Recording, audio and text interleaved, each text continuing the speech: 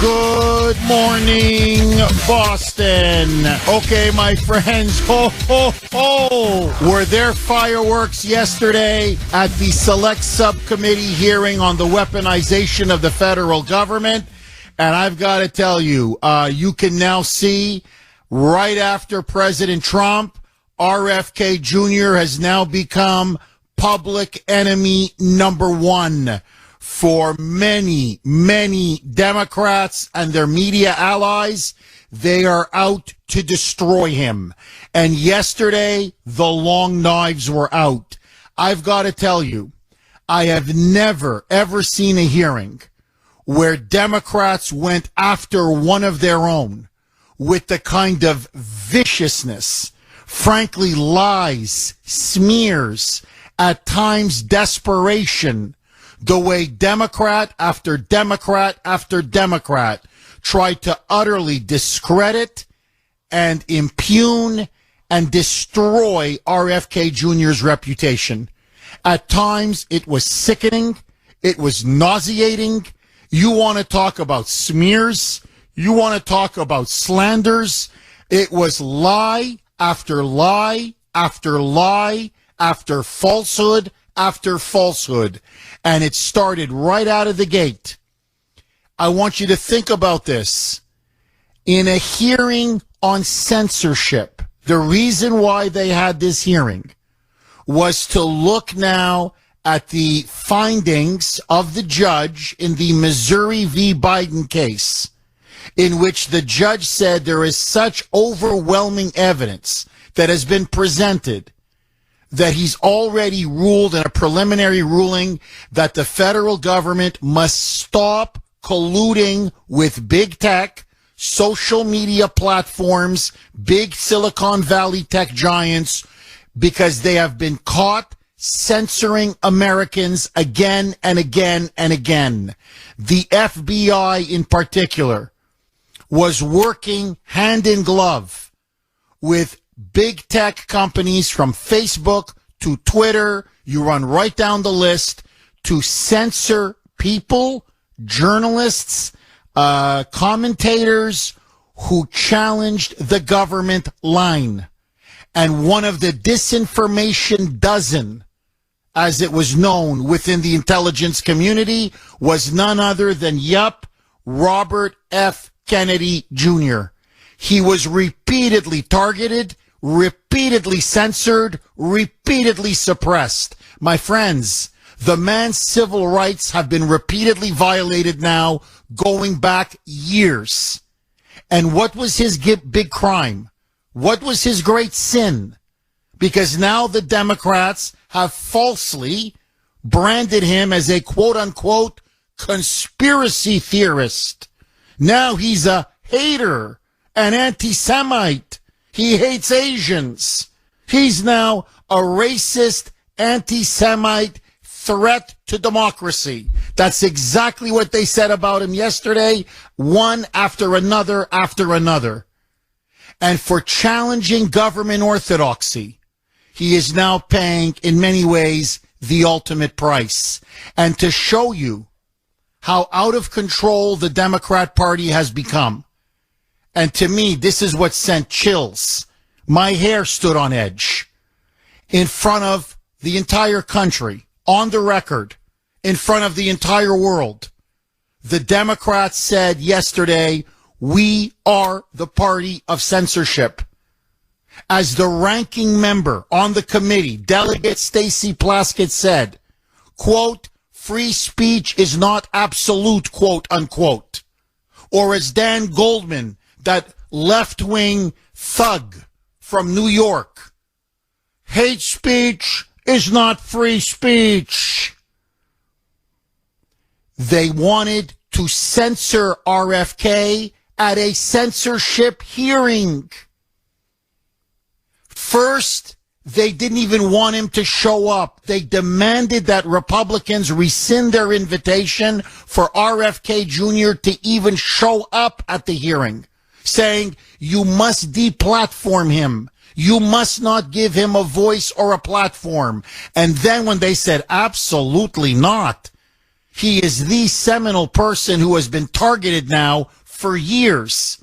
He is Exhibit A of the government's illegal, authoritarian, Orwellian censorship.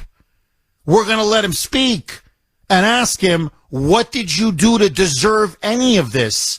Why is your voice being crushed? Why is it being silenced? Right out of the gate, Debbie Wasserman Schultz, another thug, wanted to put a motion to then, I swear to you, prevent RFK Jr. from giving any testimony or answering any questions at all. She wanted to move the whole hearing behind closed doors so we couldn't hear what RFK Jr. had to say about his views and about why he has been deliberately targeted, silenced, and censored. And every single Democrat voted with Wasserman Schultz. Thankfully, every Republican voted against, and so RFK Jr. was allowed to speak. But even then, he was repeatedly cut off. He was repeatedly maligned. He was repeatedly defamed over and over and over. In fact, many times, the Democrats would take their 5 minutes, they would slander him, and not even give him a second to respond. It was straight out of the Soviet Politburo. And RFK, to his credit, yesterday showed what he was made of. He was defiant. He was articulate. He was forceful. He pushed back. In fact, at times he destroyed the Democrats. But he openly said, I do not recognize my party any longer. This is not what my father, R.F. Kennedy Jr., believed. This is not what my uncle, John F. Kennedy, believed. This is not what FDR or Harry Truman believed or Thomas Jefferson.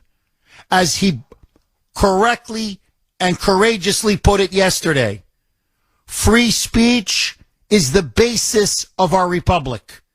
Free speech is the fertilizer, the water, the sunlight of our democracy.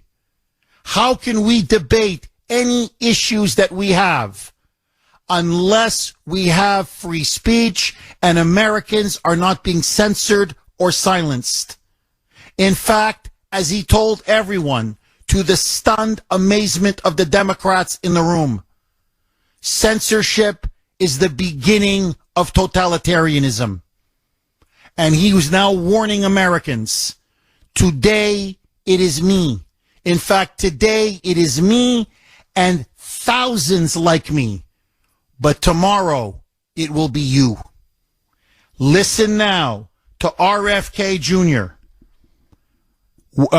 Telling everyone, be very, very careful, because what you're seeing is that there is a suppression effort between the White House, Facebook, and Twitter. And now they're going after everyone under the name of misinformatio, misinformation, or now a new term, malinformation. Roll cut one, Mike.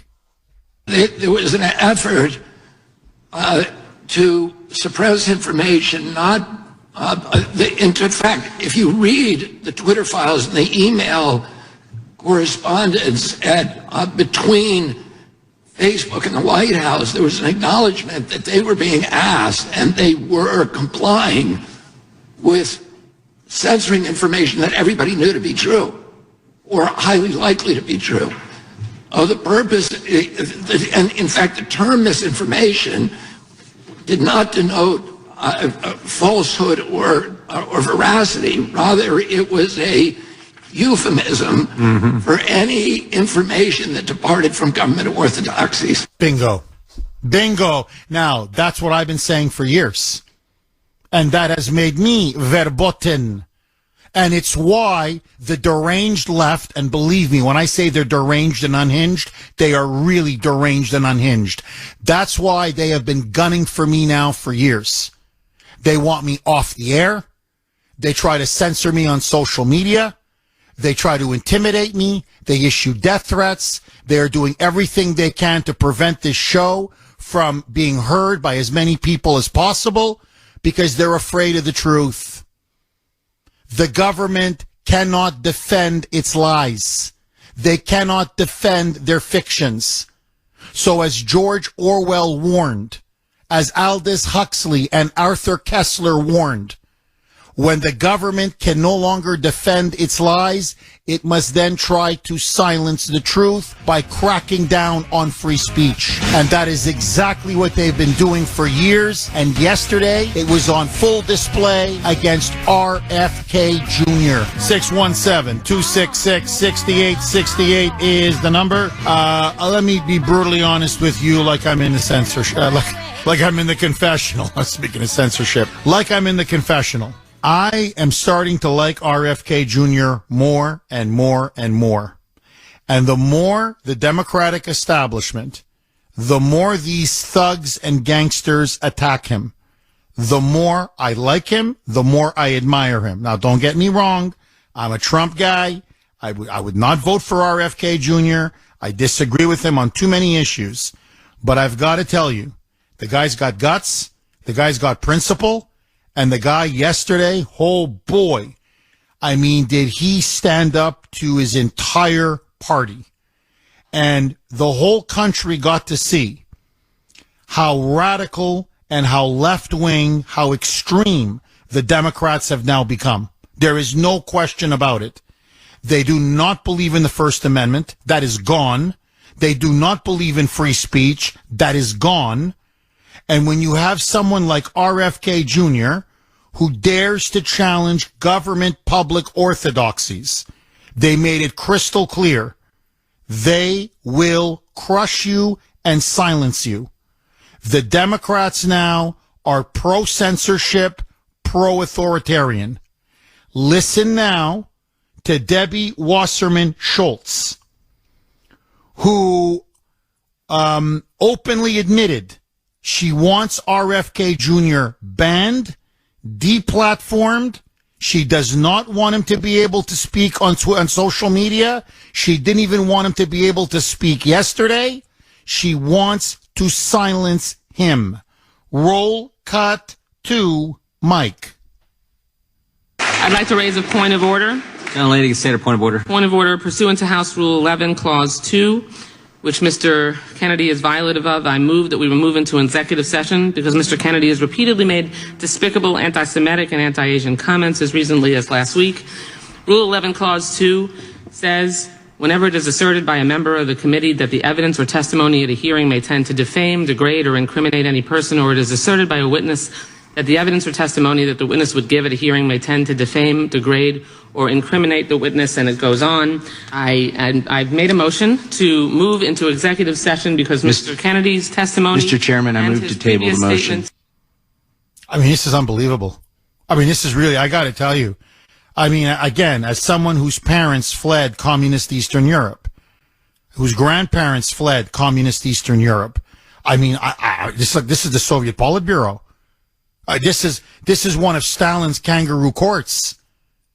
And there she is. How dare you say anything that doesn't toe the party line? How dare you go against the party? So whatever you think about his comments, and I talked about it a few days ago, you can agree, you can disagree. He even cited the studies. There were several studies. How is this anti-Semitic? How is this anti-Asian hate speech? Number one. Number two, who are they to decide what's free speech and what's not free speech? And what's appropriate speech and what's not appropriate speech? Now, she continues. So they want to censor him at the censorship hearing. Literally, I'm like, you got to be kidding me. So this whole hearing is based upon the prevalence of censorship coming primarily from the Democrats. In fact, overwhelmingly from the Democrats. And you guys are proving that you're proving everyone's case by wanting to censor him right there. Listen now to Schultz. She wasn't done. Roll cut to A. Mike. Mr. Kennedy, you're well educated. So yes or no, please. Are you aware that for centuries Jews have been scapegoated and blamed for causing illnesses like Black Plague? I am. Those are known as blood libel, and they are one of the worst and most disturbing parts of human history. Good. I'm glad to know that, of course, that you acknowledge that. But he didn't say, well, yeah, I mean, she's completely arrogant. You're completely right, Sandy. It's good that you acknowledge that. Oh, blank off. So they deliberately distorted and twisted and manipulated what he said. And she's going on about, this is a blood libel. We shouldn't be giving this man a platform. Listen now to Schultz going right after him. And this is, you want to talk about a smear. This was pure defamation. It was false. It was defamation. It was a slander. Roll cut to B, Mike. You floated a baseless conspiracy theory. Mr. Kennedy, your bizarre, unproven claim echoes that same historic slander of labeling Jews and Chinese people as a race, and that Jews, and in this case Chinese people, somehow managed to avoid a deadly illness that targets other groups for death. You do see that, yes or no? Okay. Now, I don't know if she's that stupid. I've had this argument. This is Ben in North Andover. This is Bill in Sudbury. Okay, this is the Moonbats when they call. I'm like, are you that stupid or are you that brainwashed? Like, this is what I don't understand. Because it's frightening. Because he never said that the Jews were immune. In fact, Ashkenazi Jews were immune. Or that the Chinese were immune. What he said was, and he cited the research in one of the most prestigious journals in the world, by some of the most prestigious research scientists in the world, that it had a disproportionate impact, that it seemed to impact some groups more than others. Not that they were immune. He never said that. Kennedy, how much time left, Mike? Okay. Kennedy responds. And from that moment on, it was, I'm telling you, all hell broke loose. It was a war on RFK Jr., but he in many ways, gave better than what he got. And they tried to destroy RFK. He ended up exposing them. 617-266-6868 is the number. Okay, RFK Jr. still standing, but the Democrats now thoroughly exposed. Listen now to RFK.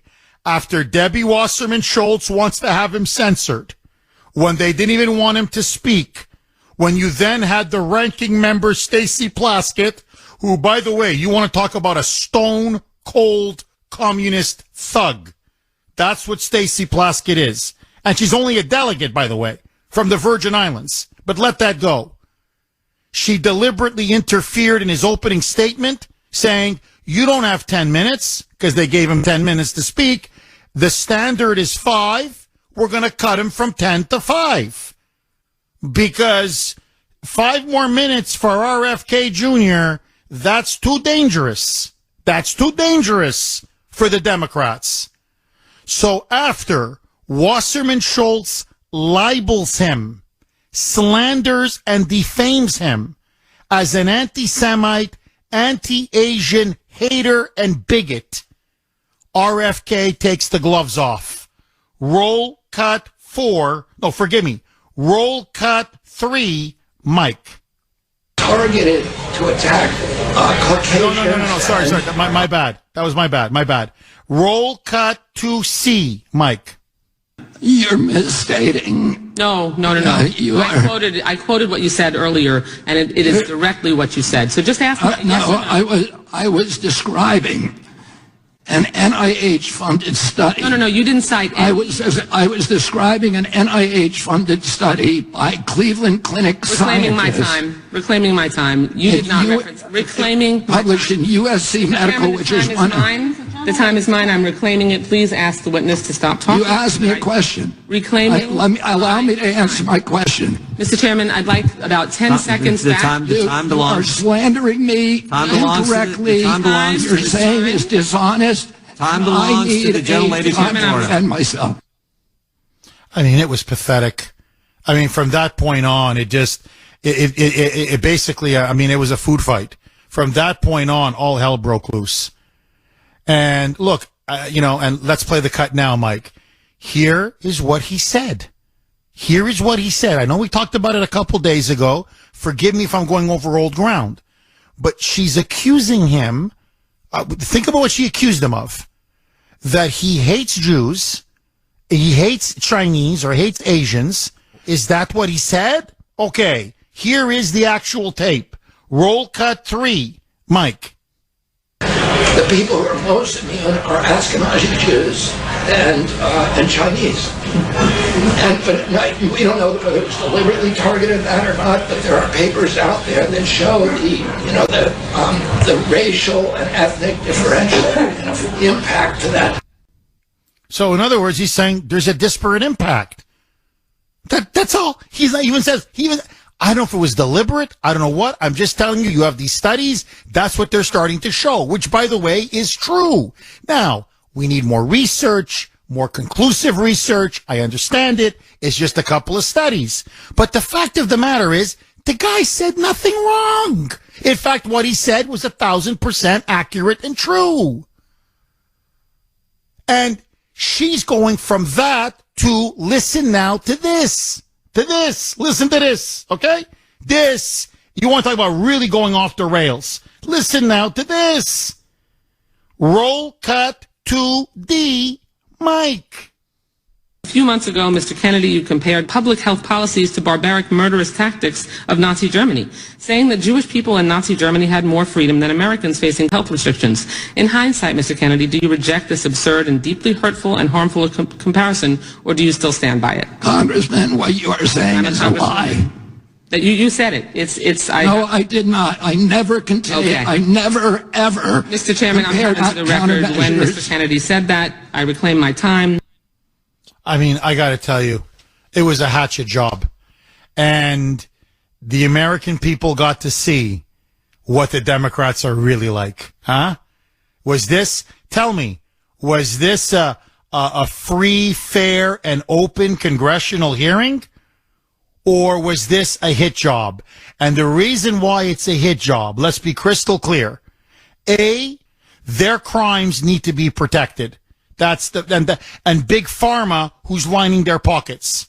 So they have to defend Big Pharma at all costs. But the other issue, and it's clear, is that RFK Jr. continues to gain in the polls. And he's now posing a real threat to the big guy, to Dementia Joe, to their boy, Joey, and the Biden crime family. And so the word was given out yesterday. You must take RFK Jr. down. And it was Democrat after Democrat. You can tell they were all on the same page. And it was, you paint him as a racist, you paint him as a Jew hater, you paint him as a crazy conspiracy theorist, and you lie, propaganda, smear.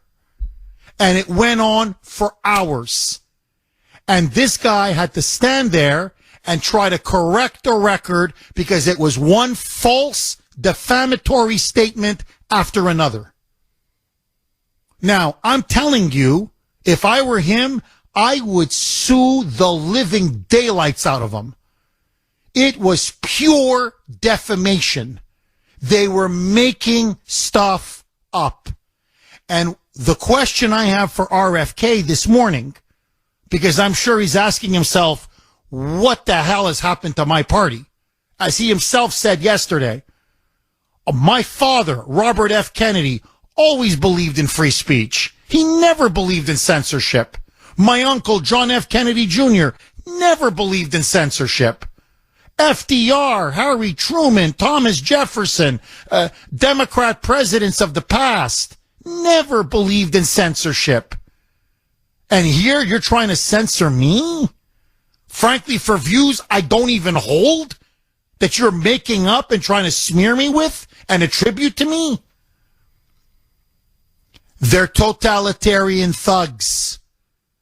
RFK, I know you're a Kennedy, and a Kennedy is a Kennedy is a Kennedy, and you think you're a dyed-in-the-wool Democrat. Well, what yesterday should have shown you is that the Democratic Party left you and your father's brand of Democrat and your father's brand of liberalism a long time ago. A long time ago. Did you see the hearings yesterday? And what did you make of the concerted, it was a witch hunt, to use Trump's term. This time they unleashed it on RFK. What did you make of the political witch hunt unleashed on Robert F. Kennedy Jr.? And are Democrats now starting to wake up to what is happening to their party? They wanted to destroy him because now he's gaining in the polls. He's shooting up in New Hampshire. He's now over 30% nationally against Joe Biden. And so they had to take Kennedy out by hook or by crook. 617-266-6868. Lou in Rhode Island. Thanks for holding, Lou, and welcome. How you doing, Jeff? Hi, Lou. You know, this is what you always say. They're not coming after Trump. They're coming after you. They're coming after me and you and everybody else. And it's the same with RFK Jr. He and Trump are basically standing in the way of them coming after the rest of us. And it could never be more clear than the sheer meanness that they displayed yesterday and suppression that they tried to display yesterday. And even more recently, in the last few days, Jason Aldean and his song about Not in a Small Town, they're trashing that all over the place like crazy. But this was the icing on the cake. This was really it, going after RFK Jr., the party of the squad. And I saw and was reading today about Leonard Jeffries coming after him too. You know who Leonard Jeffries' uncle is? I mean, Hakeem Jeffries. Lou, we're up against it. Please hang in there. We're going to go right back to Lou. 617-266-6868 is the number. You can text us 70470, 70470. Okay, RFK Jr. absolutely pilloried. They impugned, tried to destroy his reputation yesterday. All of it from the Democrats. As he himself later said, I thought I was in the Twilight Zone. The Democrats were out to crush me, while it was the Republicans who stood by me and defended my right to free speech. I don't know what planet I'm living on. Welcome to my world, RFK. Okay, 508, you can text us 70470, 70470. This is from 508. Jeff, if RFK Jr. needed any more convincing, yesterday's shameful hearing should have convinced him once and for all he should be Trump's VP. His treatment yesterday by the Democrats was as bad as the way the Democrats treat Trump. You know, I'm watching this yesterday, and all I'm thinking is, boy, RFK, huh? Yes, now you know what Trump feels like. Every single day, huh? Every word, every syllable, every sentence. You're like, I didn't say that. What? No. You're making it up. Let's go back to Lou in Rhode Island. Lou, I want to ask you, after yesterday, are you more sympathetic to Robert F. Kennedy Jr. than ever before? Number one. To me, he's almost a martyr now for free speech, frankly. And two, do you think it did a lot of damage to the Democrats?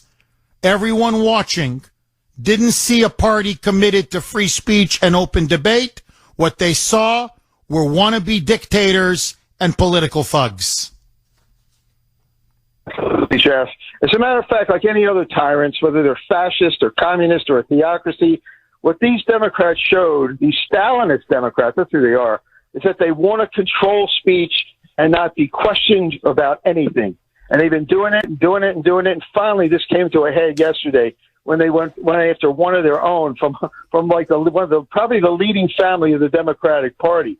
And the thing is, on both of those questions, absolutely yes. And the funny thing is that I was watching the highlights of that on YouTube, and I'm scrolling down the comments, comment after comment. This is not the Democratic Party I grew up with. This is not the Democratic Party that I know. I'm in full support of RFK Jr. It's not the party. It's not the party of JFK or RFK or John Glenn or Hubert Humphrey or Barbara Jordan or Harry Truman or Daniel Patrick Moynihan or any of these people. It's not that party anymore. It's become a pure Stalinist dictatorship party that wants to censor free speech. And you know, let me just say this. Rush Limbaugh had a great name for Debbie Wasserman Schultz. He used to call her Debbie Blabbermouth Schultz. And I think that name ought to be revived now because Rush was really great at giving those names. And I definitely agree that he has absolutely, I think, maybe even turned the tide in New Hampshire, and he'll probably win in New Hampshire because people are getting really sick of the Democrats and all the stuff that they're trying to throw at people with their censorship. And the other good thing is that he has other outlets too. He could go on Joe Rogan. He could go, and I saw him on another outlet yesterday. He was on The Rising, and he fully explained himself on all of those issues. And he has those outlets now that the Democrats can't stop, as well as he has Twitter. So I really think it's going to backfire in the Democrats' face. I think they've gone just one step over the line here, and their sheer meanness and sheer nastiness. Viciousness. Oh, yeah, sheer vicious. Yeah. Vicious, absolutely vicious. Lou, thank you very much for that call. No, I mean, look, you know, if I had RFK on the show, you know, RFK Jr., I'd say, hey, welcome to my world, man. You gotta see the lunatics I gotta deal with on a daily basis, but they're like rabid dogs, just consumed with hate. It's like, look, you don't like the show. Don't listen, man. Instead, it's the hate. I mean, it's almost like political pornography for them. And, you know, the vitriol, the vile, the poison. And that's what you saw yesterday against, you know, they can't beat them on the arguments. It's, you're a crazy conspiracy theorist.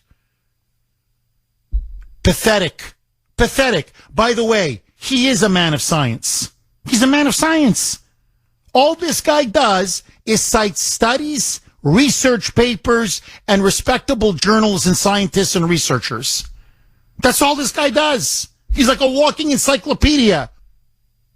And so what they saw yesterday were, you look at these Democrats, and you're like, as you put it, you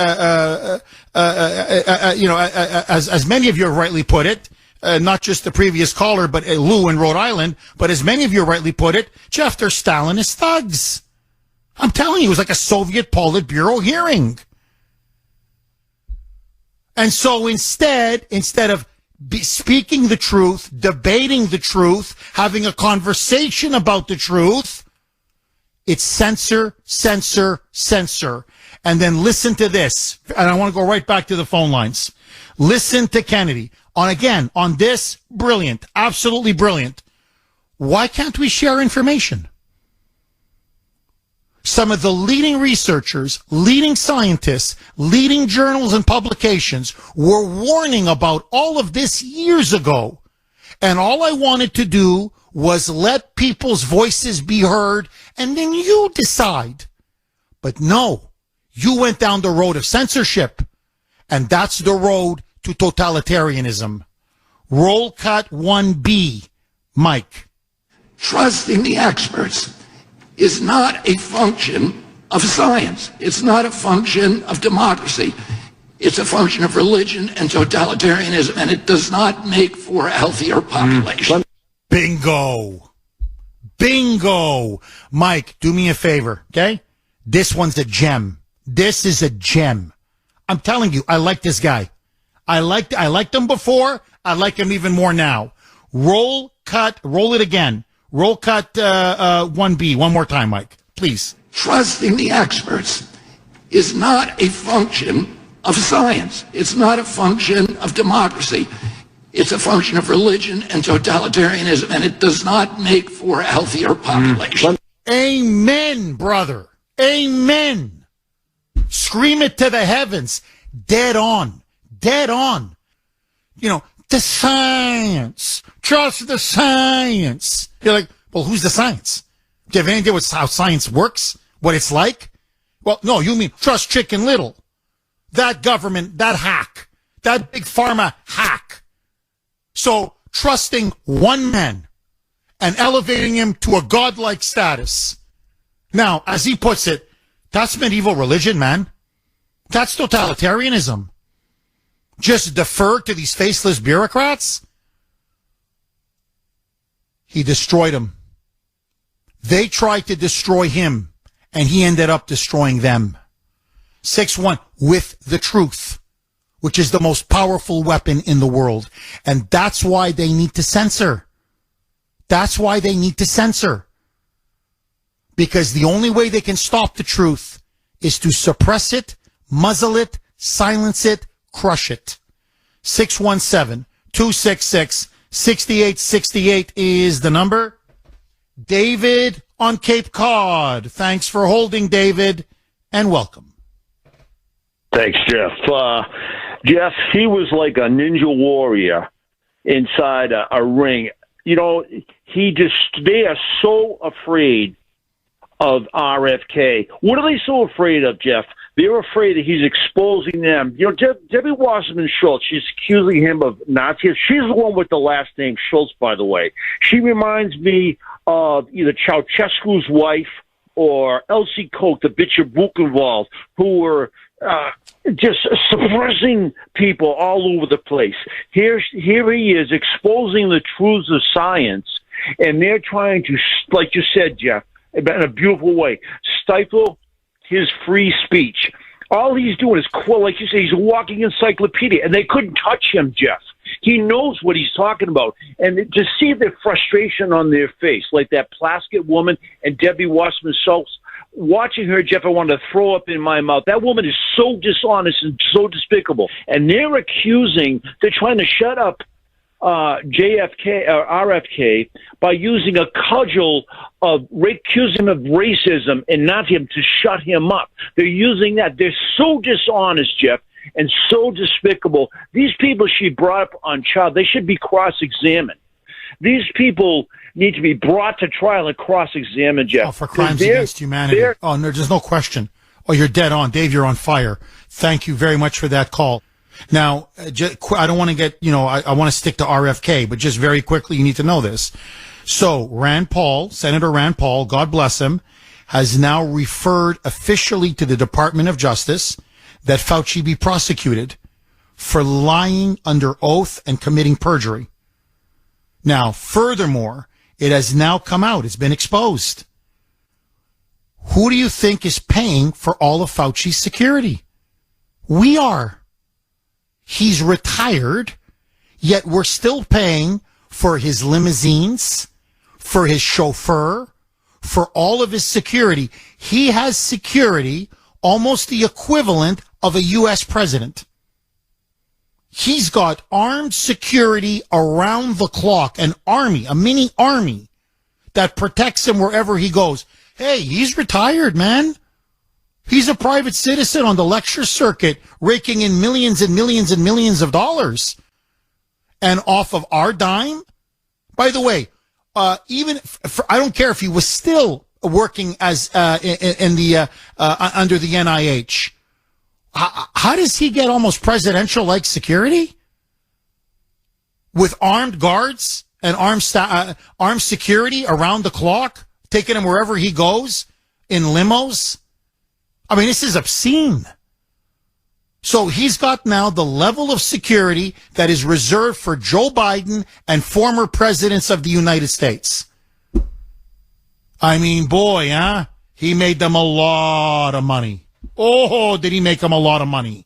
617-266-6868 is the number. Antonio in Quincy. Thanks for holding, Antonio, and welcome. Hi, Jeff. Trump supporter, Trump sign holder in Weymouth, donated $50 to RFK last night. Either him or Viswami are great on the ticket with Trump. It'll be a great direction for the country. Our musket balls are our bank account. Support these people. Do it in a peaceful way.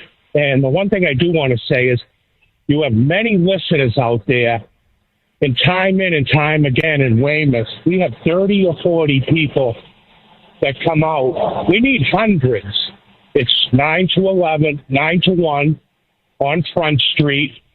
And get out, support your candidate. And, the direction of the country, either one would be great. Trump was on Newsmax last night. It was brought up to him. He didn't discount it as RFK, but we'll see where it goes. Well, Antonio, what they say is, the old saying, politics makes strange bedfellows. Well, there's, a Kennedy and a Trump. I mean, boy, oh boy. That's a mind bender. Antonio, you Weymouth Patriots are leading the charge. Keep up the amazing work. And God bless you. Antonio, please tell every single Weymouth Patriot you meet, the Kuhner man gives them a big hello. And keep up the fight, my friends. 617-266-6868 is the number. Look, just again, I'm a Trump guy. Don't get me wrong. And I'm not here to dump on RFK. I really am not. I have immense respect for him. How principled he is, how he stood his ground yesterday. And on some big issues, I agree with him. He's right. He's right. Now, he's pro-affirmative action. I mean, he's still a liberal. He's pro-affirmative action. He's pro-gun control. He's pro-abortion or abortion rights. And he wants a national law legalizing marijuana. So on many key issues, I just don't agree with him. But to me, that's America. You agree to disagree, okay? That to me, and when you lose, you come back and you try to beat him again in 2 years or 4 years or whatever.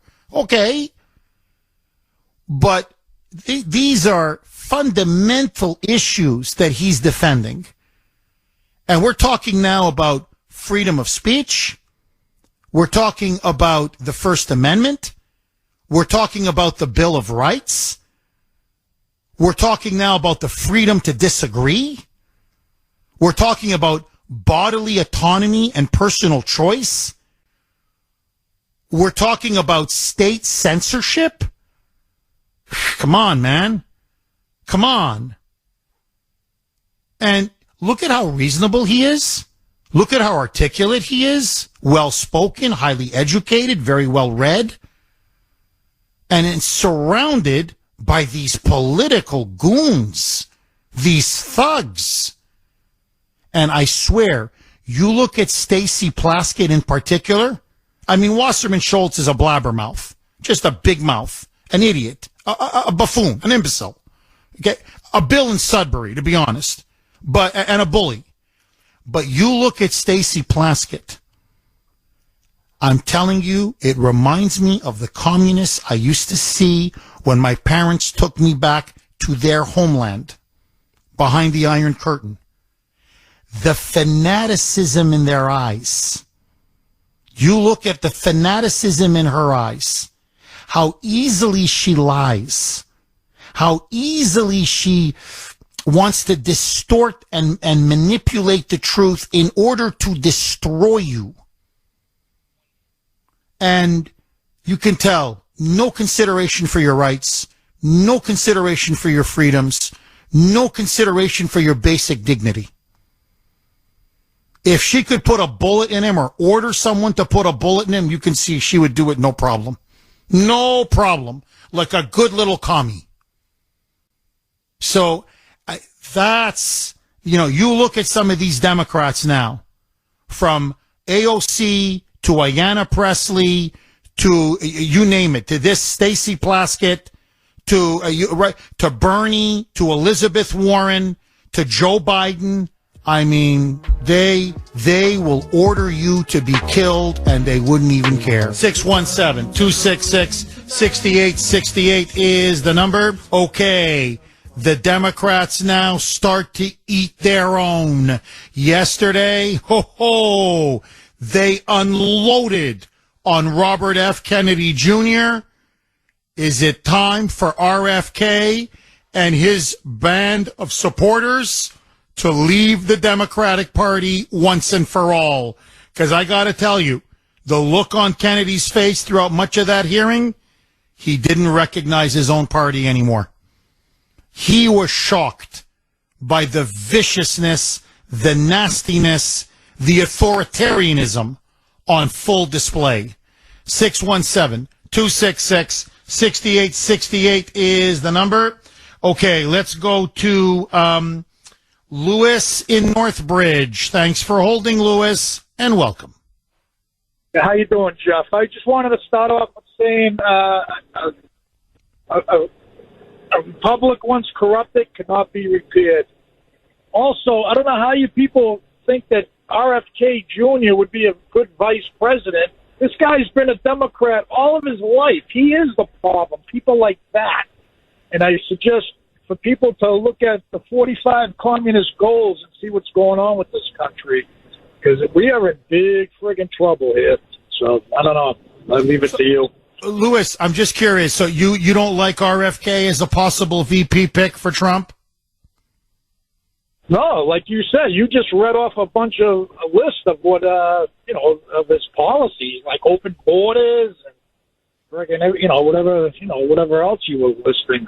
Yeah, he's pro-affirmative action. He's pro-abortion rights. He's very much anti-Second Amendment. He's pro-gun control. He is for nationalized health care. He believes in a federal law to legalize marijuana across the entire country. So, he's a liberal Democrat in many ways.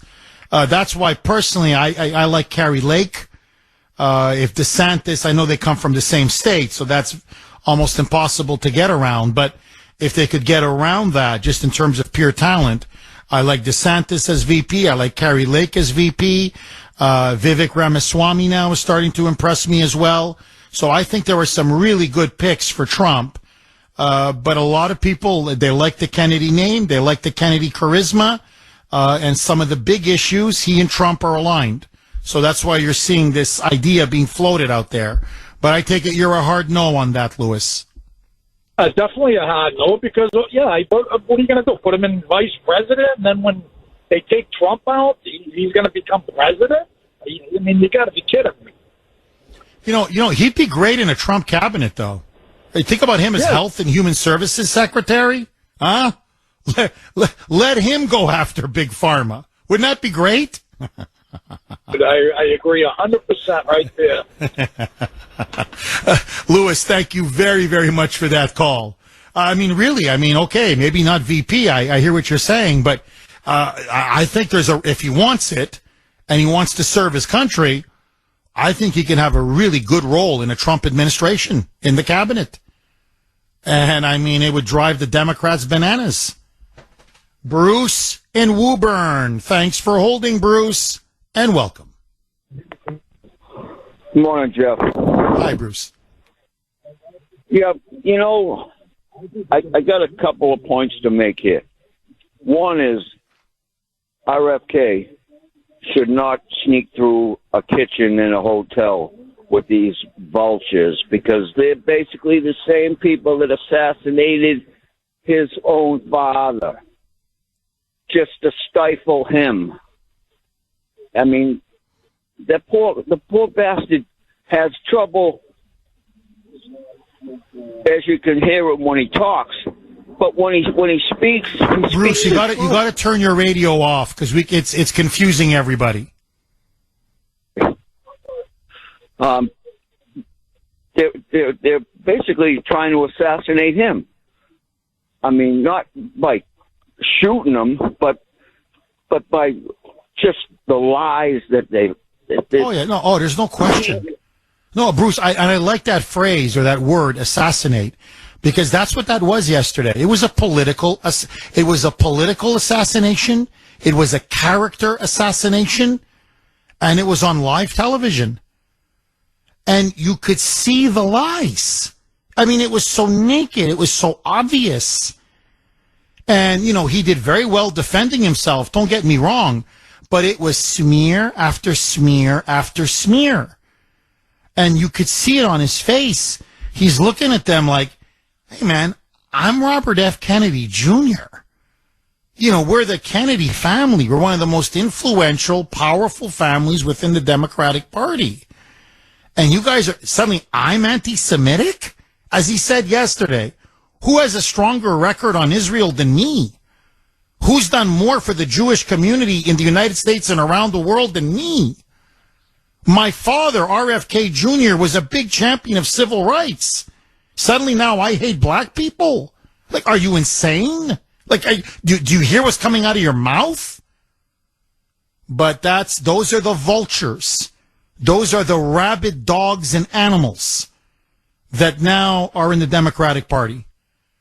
And once you have fanatics like that who now are running your party, a guy like RFK Jr., they don't want him. They don't want him.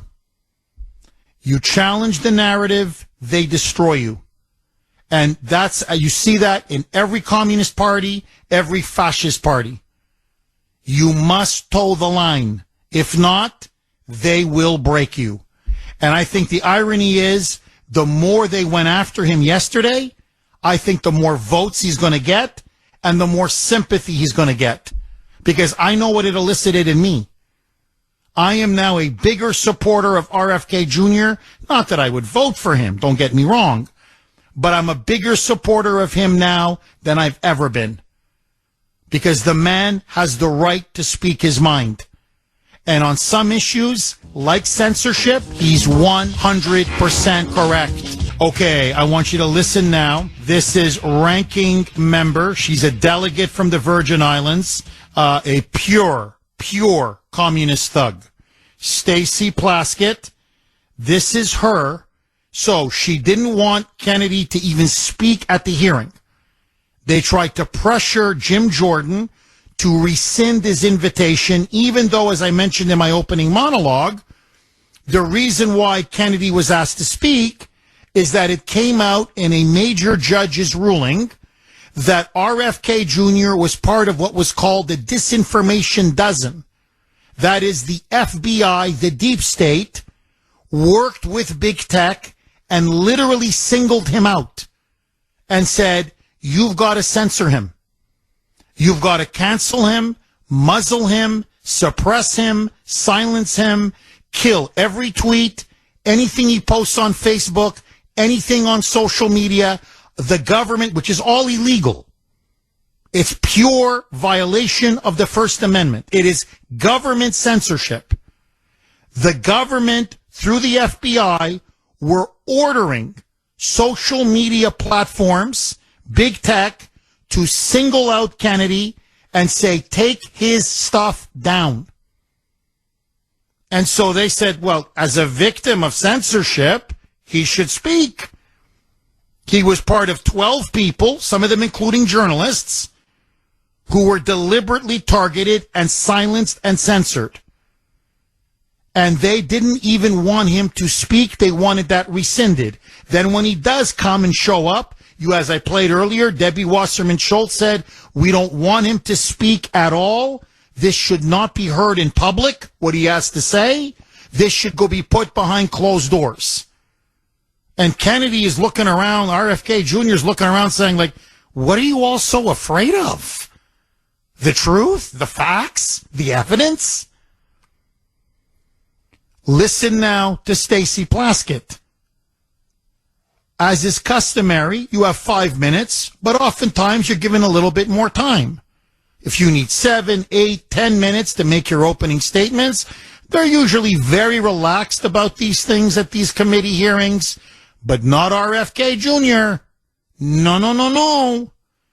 You can't give him 10 minutes. Cut him back to 5 minutes. Roll cut 4, Mike. Excuse me, point of order. I know that witnesses usually have 5 minutes. I see 10 minutes on the board. Is it going to be 10 minutes? We'll give him 5 minutes, but we're pretty lax with this. We'll let him go for. We are? I've seen you gavel down on quite a number of witnesses. We've given senators and former Democrat members of Congress and all kinds of folks. He's neither. I'm just saying in past history. Okay. But let's just watch the time for all the witnesses. And if you want to cut him off and censor him some more, you're welcome to do it. Oh, that's not my job. That's your job. Why don't you threaten the witness so that they can not want to be a witness? Kennedy is recognized for his opening statement. We'll give him 5 minutes, more or less, and then we'll move to the next one. Mr. Kennedy, go right ahead. I mean, it's unbelievable. I mean, I got to say, Jordan was funny, saying, you want to cut him off and censor him some more? Go ahead. I mean, you guys are, do you know how you look like to the American people? Like, this is who you people are? You turn this man into a monster. You lie about what he said. You make things up. That's what they do to me, by the way. It's what they do to Tucker. It's what they do to Trump. I mean, this is their playbook. This is how liberals and Democrats roll. And in order so that people don't hear what we really have to say. Now, he then continues saying, everything you said, literally everything you just said, is false, inaccurate, or a lie. Roll cut 5, Mike. Virtually everything, every statement that you just made about me is inaccurate. Everything you said is true. This is one of the most brilliant texts I have ever received. In my entire history as a radio host, this is a doozy. And I think it goes right to the heart of what RFK Jr. was trying to say yesterday, what he's been trying to say now for a couple of years, what Trump has been trying to say, and what, frankly, most of us have been trying to say. It's from 917. Jeff, humans disagree and will always disagree. That is the nature of humanity. Violence was the first arbiter of these differences, but civilized society evolved a mechanism to resolve these differences without violence. It's called speech, free speech, dialogue, conversation, the exchange of thought. That's why the First Amendment, the right of free speech, is first. Because without it, everything that comes after it is moot. Remove it, and the disagreements will not disappear, but the violence will reappear. Bingo. You see, these libs and Dems, liberals, moonbats, and Democrats are completely ignorant of history. It's one of their many flaws, it's one of their fatal flaws.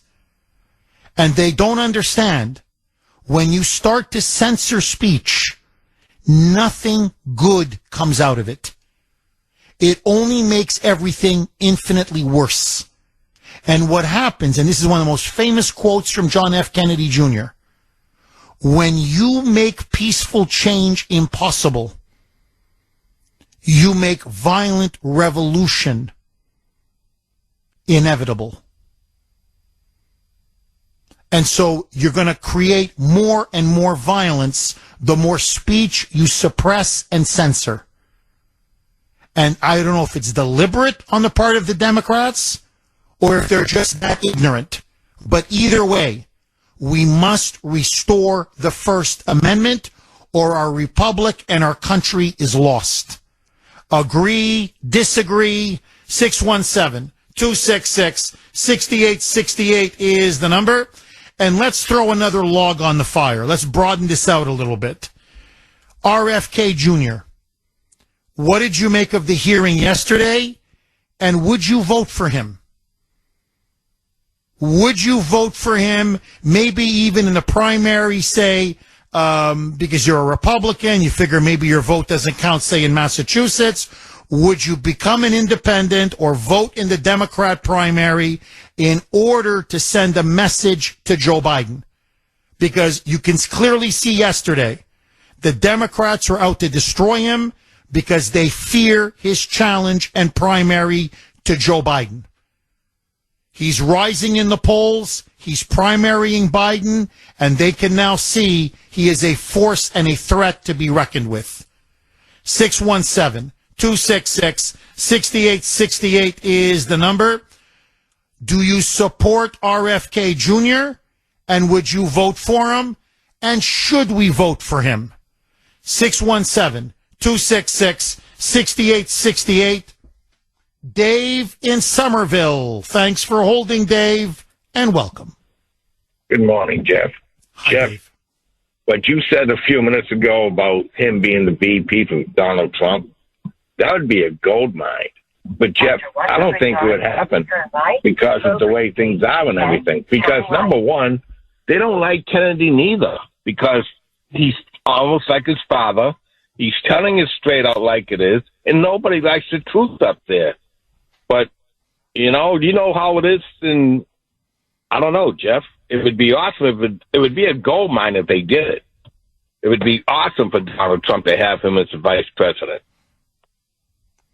I don't know, to be honest, though, Dave. I mean, look, I agree. It would be something almost unprecedented in American politics. I mean, it would turn everything upside down. There's just no question. I don't know if RFK would want to be honest, and I don't know if Trump would want him. Because you maybe feel that RFK is not loyal enough to the whole MAGA agenda. Maybe RFK Jr. is too much of an individualist, too much of an independent, in the sense that he wouldn't be a team player. Because, Trump also, has got very firm views and he demands a lot of loyalty. So I don't know if the two of them could mix. And RFK Jr. has already said he would not be Trump's VP. But I agree. I mean, look, I agree in the sense that you can see that the two of them together have a lot in common. There's no question. And a lot of what RFK says makes sense to me. On censorship, on war in Ukraine, on inflation. I mean, yesterday, I swear there were parts of it, Dave, I thought it was you and me. I thought it was you, me, and this audience. He was going on about how the war in Ukraine threatens World War III, how inflation is destroying the middle and working class, how the price of groceries, he specifically said that. He goes, the cost of food and groceries is out of control. And he goes, you guys don't want to deal with any of that except just censor people and call them names? So, you're listening to him and you're like, the guy makes sense. Dave, honestly, when you listen to him, you go, oh, that's why the Democrats used to be such a powerful political party before. Oh. And you just realize the Democratic Party today is not the Democrat Party of RFK's father or his uncle. Those days are long gone. Long gone. Jeff, he's being straight out about it. I mean, I heard part of what he's been saying, because I haven't heard the whole thing because I'm working all the time. But, Jeff, they couldn't shut him up. They were trying to shut him up. And that lady on the desk and everything, whoever she thinks she is, forget about it. He put her under the rug. Oh, no, he was great. No, he was great. No, he was Trump-esque at times. He wouldn't be stopped. He was like a force of nature. No, you're completely right, Dave. And he ran circles around Debbie Wasserman Schultz. He ran circles around Stacey Plaskett. I mean, he destroyed them one after the other. Dave, thank you very much for that call. I really appreciate it. No, the guy, look, he's smart. He's articulate. He's tough. He's independent. He's well-read. He's not afraid. He's not corrupt. He's not on the take. I say what you want about him. The guy, he's not taking money. He's not in it. Believe me, at 69, he's not in it for the money. He's a patriot. Again, he's a liberal. He's a liberal Democrat.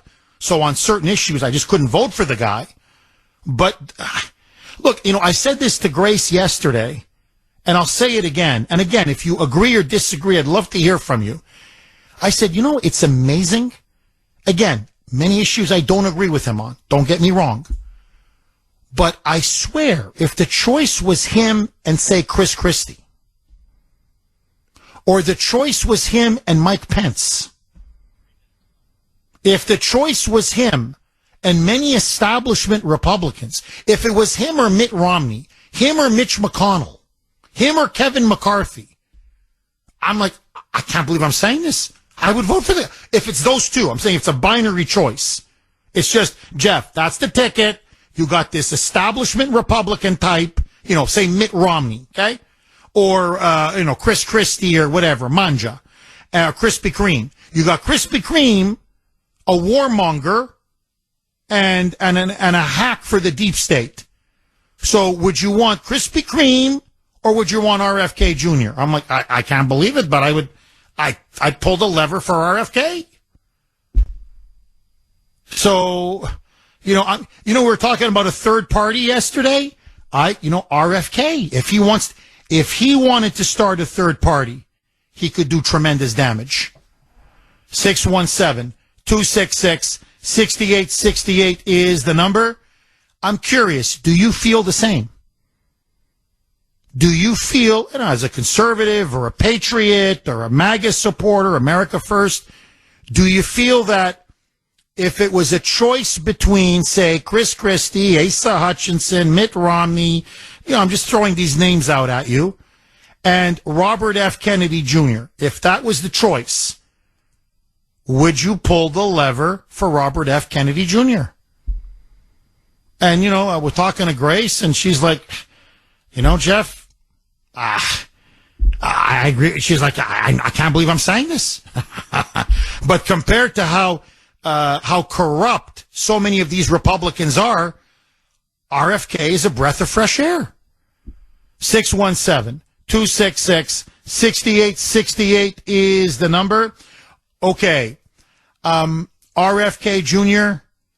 pilloried yesterday, excoriated, his reputation impugned, viciously attacked by the Democrats, his entire party arrayed against him. Not just because he's challenging Joe Biden, but because he's challenging government orthodoxy. They want him silenced and censored. And the ultimate question now, Democrats now say we need censorship. As Stacey Plaskett put it, free speech is not absolute. And so we need, as they say, hate speech to be censored, quote unquote misinformation to be censored, malinformation to be censored. So, do we need censorship? Democrats and liberals now say yes. Robert F. Kennedy Jr., Trump, and me say no. What do you say? 617-266-6868 is the number. Okay, I'm going to get to all of your calls, but first, it's 8 o'clock. You know what that means. Kuhner's Call Log, Caller of the Week. It's time for Kuhner's Call Log, sponsored by MyPillow.com, where we showcase our favorite caller from the week. I can hear you. Can you hear me? Aubrey in Braintree. I don't think many people know about their rights in the Commonwealth and what's public record and what is not. Each time one's driving record or any other state-held information is accessed, that inquiry gets recorded by an agency called the Massachusetts Department of Criminal Justice Information Services. And that inquiry into you is public record. So if Michelle Wu did an inquiry on you, that would show that the police department did an inquiry, what date, what time, and what officer signed on. Every good American should check to see who is checking on them. If you haven't realized by now, every single element of our government has been weaponized to silence victims. I'm a living proof of it, Jeff. On March 26th of 2019, my front door of my house was kicked down by 3 police officers and I was dragged out. 2 hours prior to that, I had filed a criminal report against a sitting Massachusetts judge. I'm a 23-year veteran of journalism. I never thought our state would be this corrupt. stop electing career politicians who weaponize the system. Think about it. We have a state police agency where cops sleep on the job right in front of you. What is wrong with you? And next week, it could be you on Kuhner's Call Log. Sponsored by MyPillow.com. Please, don't be a stranger. Call again. It's time to wake up, everybody. The silver lining in all this, RFK Jr., they woke him up yesterday. If he was asleep, they woke him up. Okay, my friends, as you know, I love MyPillow 2.0. I've been sleeping on it for months now. It is the best, most luxurious, comfortable pillow you will ever sleep on. And right now, they have an incredible deal. You buy one MyPillow 2.0, you get the other one absolutely free. So call 1-800-972-2316 or go to mypillow.com, and don't forget to use the code WRKO. All right, 617-266-6868. The lines are jammed. Jeff in the great state of Pennsylvania. Thanks for holding, Jeff, and welcome. Hey, Jeff. How are things? Good. How are you, Jeff? Hey, great. Listen, I just wanted to make a quick point. I'm a truck driver. I listen to your show just about every morning, and I agree with a lot of what you say, like normal, proper thing to people. But here's something about RFK that you're not mentioning, and I'm yelling at my telephone. The one thing that you should consider regarding RFK is the fact that he has called for people that oppose climate change policy to be thrown in jail. Really? He's done it several times. Yes. Yeah, as a matter of fact, I listened to your show, and then I listened to Glenn Beck later on. And Glenn Beck was saying that he was in an event, and I can't remember what the event was, but said it to him personally. You, Glenn Beck, should be in prison because you won't go along with climate change policy. Was he joking? Was it just an off-the-cuff joke? No, he believes that. No. He is committed to his belief that if you oppose climate change, you should be in prison. Well, then he's no better. If it's true, and I believe you, don't get me wrong, Jeff. I believe. Glenn Beck. But anyway, if that's true, then he's no better than the people he was arguing with yesterday. Now, what I want to do, Jeff, is this. I know his people want to come on this show. We're going to get him on this show. I've just taken a note now of what you just told me, and that'll either be my first or second question to him. And I'm going to flush him out. And if he says it to me on the record, then, I'm done with him. You don't put people in jail for... Yeah, Sandy says it's not true. She just said she looked it up, and she says it's not true. I just find it hard to believe... but, look, Jeff, I'll have him on and I will ask him again. So we'll get him on the record. But, come on. You don't throw people in jail over a policy disagreement. You throw people in jail over committing an actual crime, not for an idea or belief that they espouse. So anyway, Jeff, let me look into it some more. I really appreciate this. And Jeff, please don't misunderstand me. Kuhner man is a conservative. Always has been, always will be. So, I'm a big pro-Second Amendment guy. I would never vote for RFK on that. I'm against affirmative action. I'm against abortion. I'm a huge pro-lifer. I'm against socialized health care. Strong, especially now with my father up in Canada being very sick, like my mother when she passed away 12 years ago. So... or forgive me, 15 years ago when my mom passed away. But, I've seen what socialized medicine does. I don't wish it upon my worst enemy. So on key issues, he and I have profound disagreements. All I'm just saying, Jeff, is it's refreshing to hear a Democrat talk about the First Amendment, talk about free speech, oppose censorship, and on some big issues, make sense. That's all I'm saying, Jeff. I agree. Jeff, thank you for that. I really appreciate it. 617-266-6868 is the number.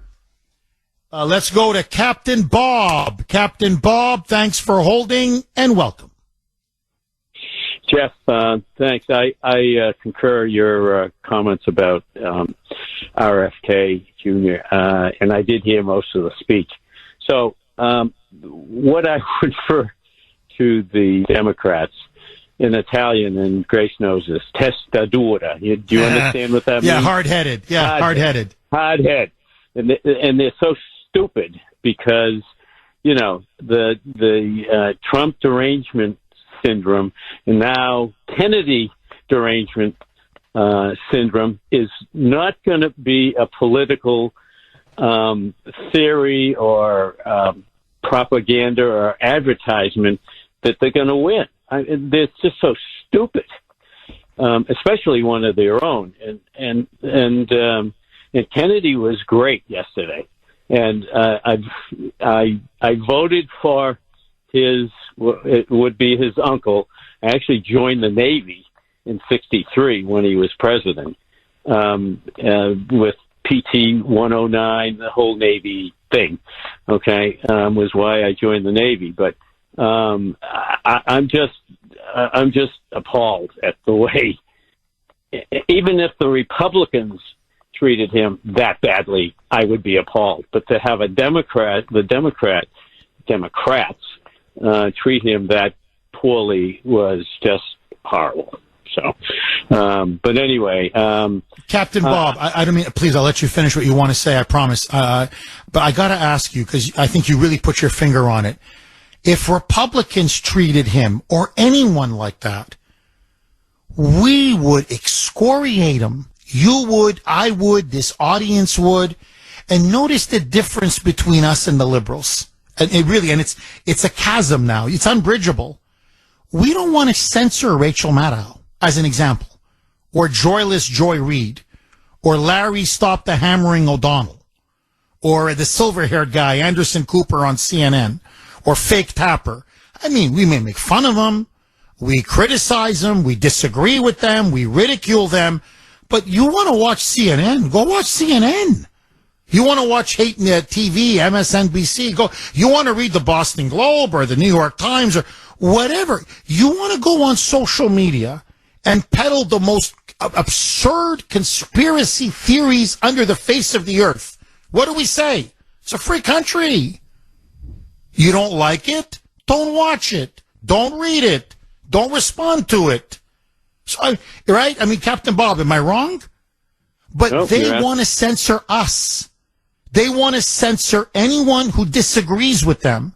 We want to leave them alone and have them leave us alone. But they can't leave us alone. And I think that's the key dividing line now. I mean, Captain Bob, am I wrong? Nope, you're absolutely right. And like I said, I took an oath to ensure that those rights were protected. And actually, my oath is still in effect. I still have that obligation. I think I told you that before. And I treat that very seriously. But what I see happening is just it's horrible. You know, one of the things you talked about your parents and so forth. My grandfather and my father came here from Italy, and I hate to say this, but I'm kind of glad that they don't see what's going on. Because they would be appalled at what's going on. It is so un-American that and why they came here. And my grandfather in 1915 and my father in 1919.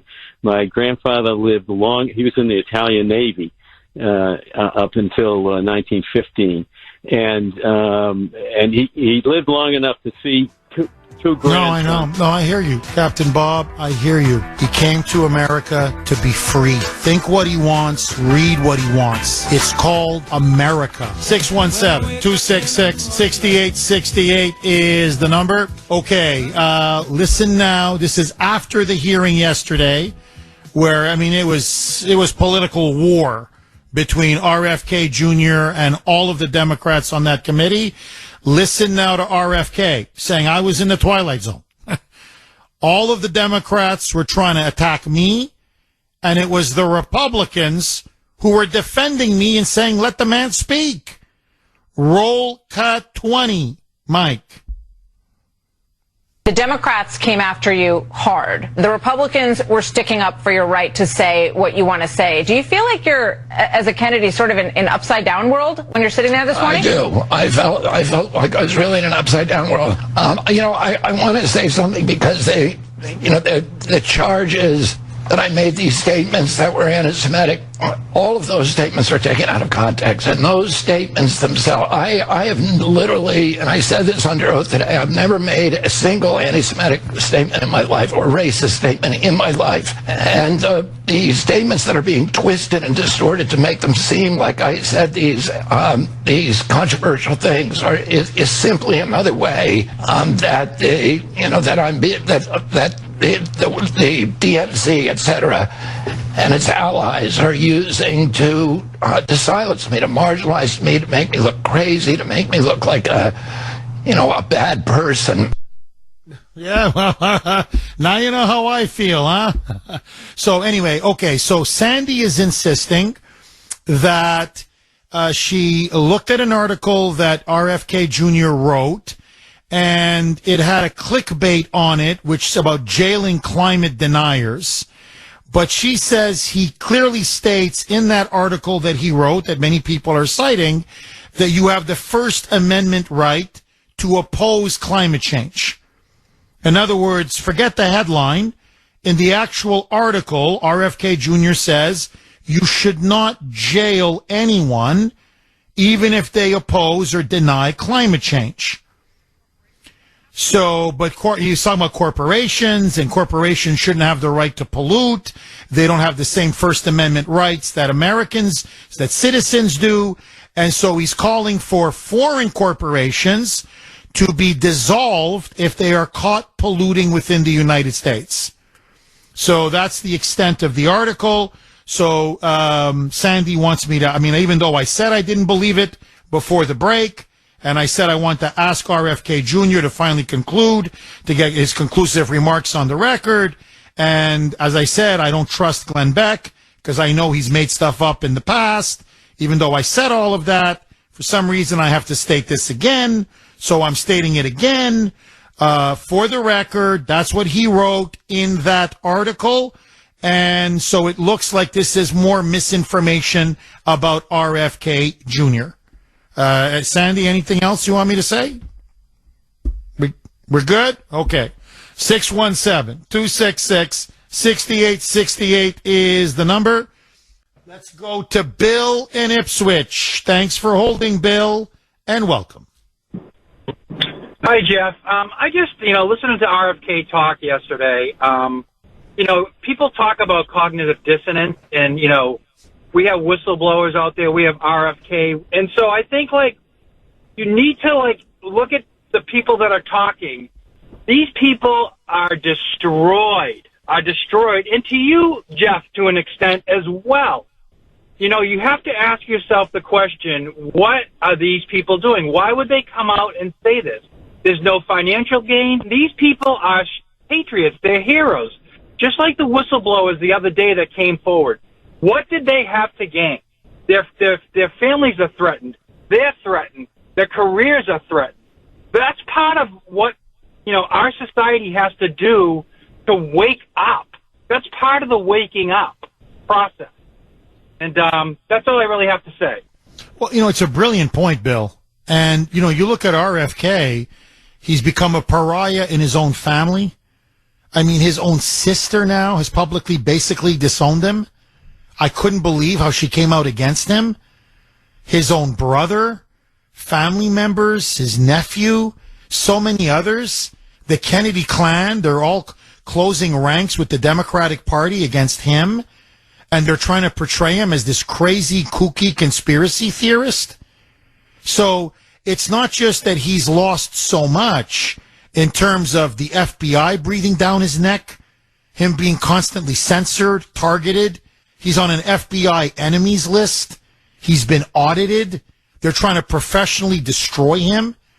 But even in terms of his personal relationships, the man is, the man is getting eviscerated by his own family.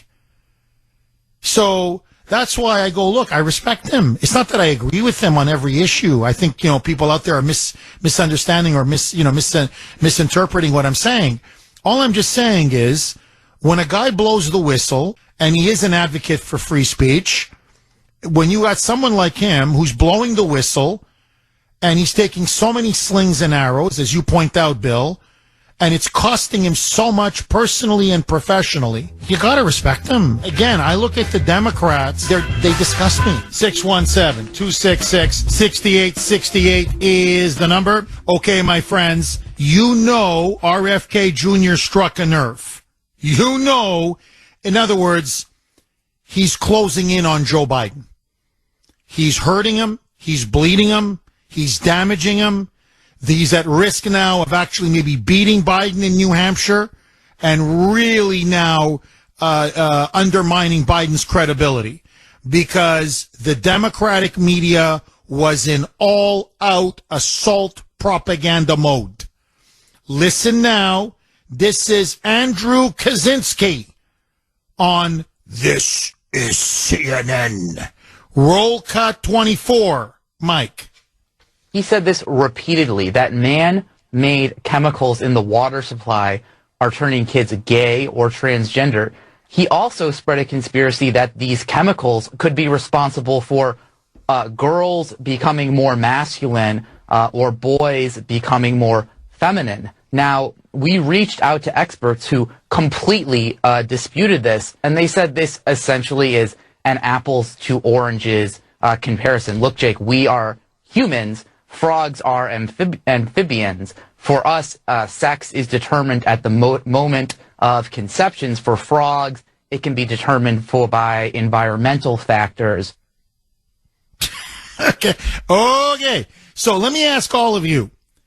Do you really believe, this is something out of the Soviet Union or East Germany or Cuba or communist China, where they say the most absurd things on state media? Propaganda. Do you really believe that RFK Jr. thinks or said, yeah, you drink water, faucet water, it'll make you gay? Do you think he really believes that? You think he really said that? Or that you drink faucet water and, oh my God, you'll change sex. You'll go from a boy to a girl or a girl to a boy. So again, they take something that he said and they twist it, manipulate it, contort it, and you don't recognize, you're like, I can't believe, that's not me. I don't recognize myself in this. That's, by the way, what he kept saying the whole time yesterday. Yes, if I said what you're claiming I said, I would hate myself too. But I never said that.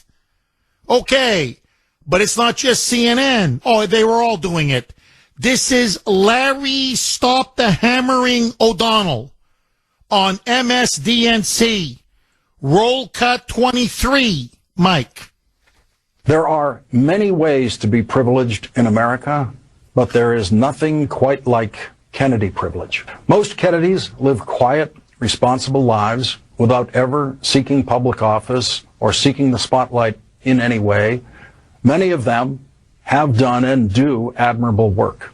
Most of them do not drop references to their fathers or their uncles so that you will know for sure in the first minute exactly who they are and treat them accordingly.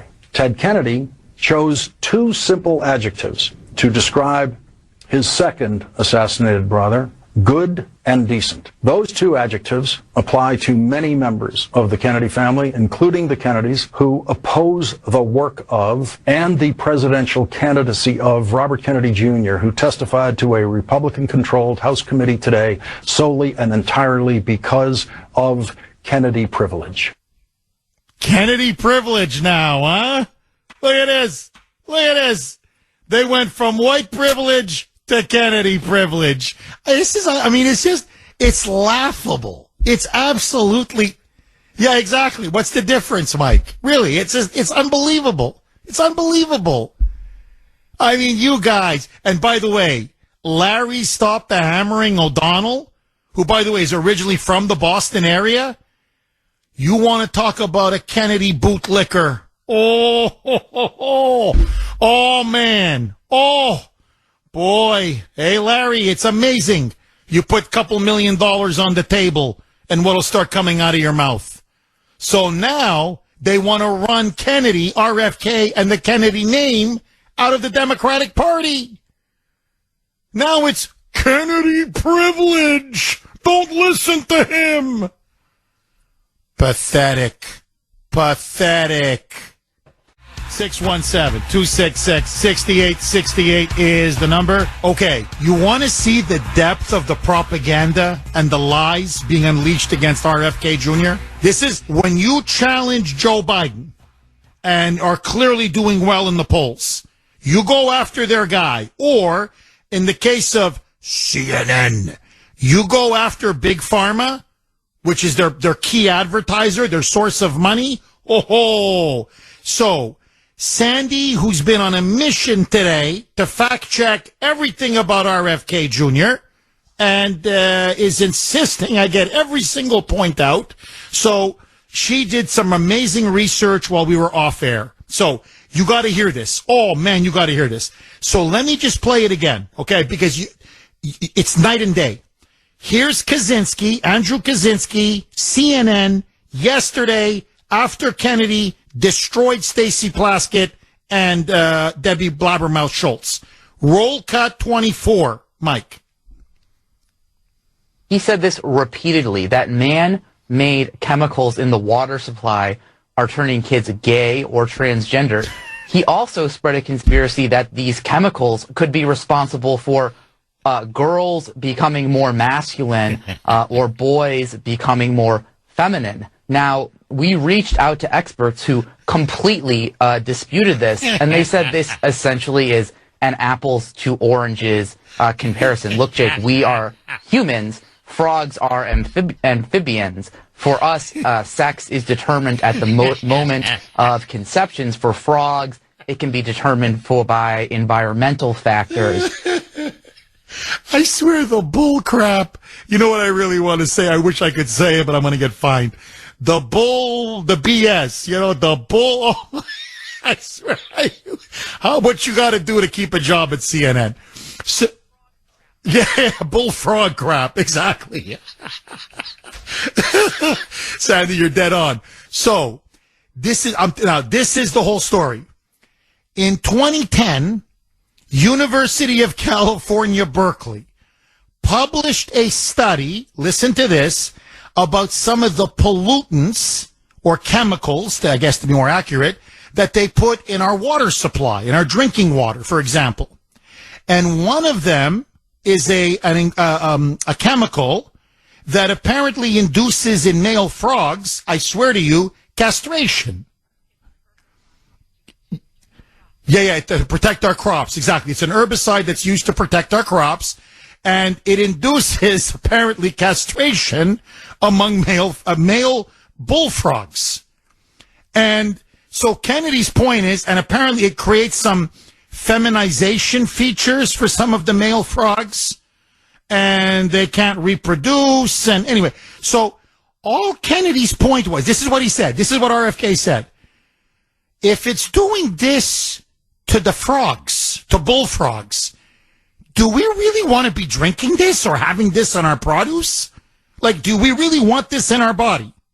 Like, if I told you, hey, there's an herbicide that they're using, a chemical that they're using, and they put it in the water, and whether it's on crops or vegetables or whatever, in the drinking supply, whatever it is, and apparently it's the froggies, the male froggies are getting castrated because of it, and some of them, it's changing their reproductive functions. Do you want that in your body? I'd be like, no. That's it. Like, that's it. I'm telling you, that's it. And from this saying, can't we get something else? Like, I don't think this is good. I don't think you want this in your body. I swear to you, from this, you drink water, it makes you gay. You drink water, it makes you trans. You drink water, it'll change you sexually. That's what Kennedy believes. And, Wolf, we reached out to experts and said this is apples to oranges. Wolf, they refuted RFK Jr. Ay. 617-266-6868 is the number. Mathis in Carver. Thanks for holding, Mathis, and welcome. Thanks, Jeff. You have three defectors sort of from the left. You have three stand-up comedians who are like, you have Rogan, you have Russell Brand, and you have Jimmy Dore. They're sort of left. They're from the left. They're actually reaching out. You see Russell Brand and Tucker Carlson. Yeah, they're all sort of meeting in this new middle world.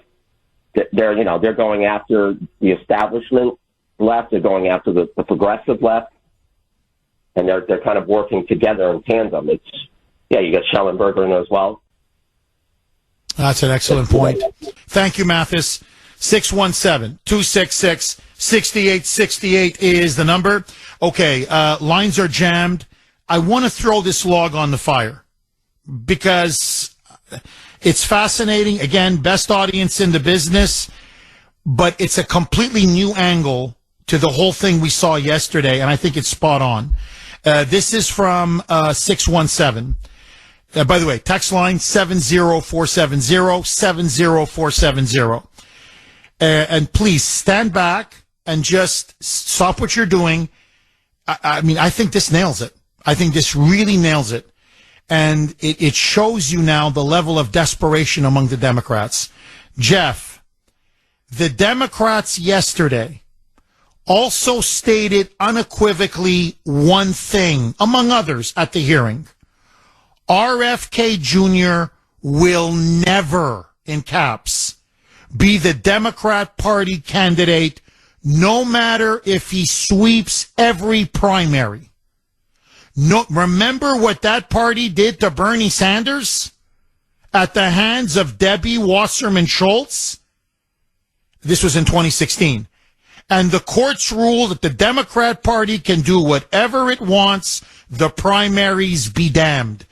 Bingo! What you saw yesterday, it's not just that they're protecting Biden, protecting Big Pharma, protecting their donors. Yes. But what they were also saying is, you think you're going to get the nomination? You think so? Over our dead bodies. Because you're too much of an outsider, you're too much of a maverick, you're too independent, and frankly, you're not a globalist. You're not a globalist. And so, because you're not on the take, you're not part of our club, because you're against the establishment, we will level you. We will annihilate you. We're going to give you now the Trump treatment. You're going to become a non-person by the time we're done. And you can win Iowa, and you can win New Hampshire, and you can win South Carolina. You could win all 50 primaries and caucuses. Biden will be our nominee, whether it's over your dead body or our dead body. You think you're going to be the nominee? I don't think so. Maybe 50, 60 years ago, a JFK, an outsider, can win a couple primaries and roll up and win the nomination. Or your father, before he was assassinated, could come out of the blue and start winning primaries and caucuses and maybe take it at the convention. But those days are gone. No. Now, hey, the swamp, we call the shots. We pick the winners and the losers. Not you, not the voters. You think you're going to come in here and you're going to talk to us about truth and facts and evidence and free speech? Hey, come on. on. We're going to take you and we're going to break your back right on our knee. And that's what they tried to do yesterday. And to their shock and horror, he didn't back down. He wasn't Bernie. Bernie broke. He broke once and he broke twice. RFK Jr. is made of tougher stuff. 617-266-6868. Mr. Garcia in New Jersey. Thanks for holding, Mr. Garcia, and welcome. Hey, how you doing? Happy Friday. Happy Friday, Mr. Garcia. You know, Kennedy say hurting the vaccine, the black people, is the truth because in May until now, we buried about 5 co-workers in the federal building where I work. 5. Younger, 60, 50. And also the lady, the weather lady, she died 52. Alicia Finch in Channel 2 in New York. She died right. 51. Yeah, a meteorologist. Yeah, you're right. Yeah, you're right. Young black woman. Yeah, relatively young. Yes, relatively young black woman. Dead. I want to ask you a question. I say Sandy. I know Sandy is Miss Colombo. I love her. I love Mike. But I told Sandy last week, if Mike Pence come in the finish line, he's going to push Mike Pence. He want to destroy Trump. He want to destroy DeSantis. If he comes the front leader in the Republicans, who you vote, Robert Kennedy or Mike Pence? Tell Robert me the F. truth or Kennedy. you stay home. No, Mr. Garcia, I would vote Robert F. Kennedy Jr. I can't believe I'm saying this. Hell just froze over. If it's Mike Pence, you're giving me the choice. Mike Pence, or if there's not a third party option, right? You're saying, Jeff, it's Mike Pence is somehow the Republican. I don't see how he wins, but let's just, for the hypothetical, as you put it, Mr. Garcia. If it's Mike Pence as the nominee, so he's the Republican nominee, and by some miracle, RFK Jr. wins the Democratic nomination, I'm voting RFK Jr.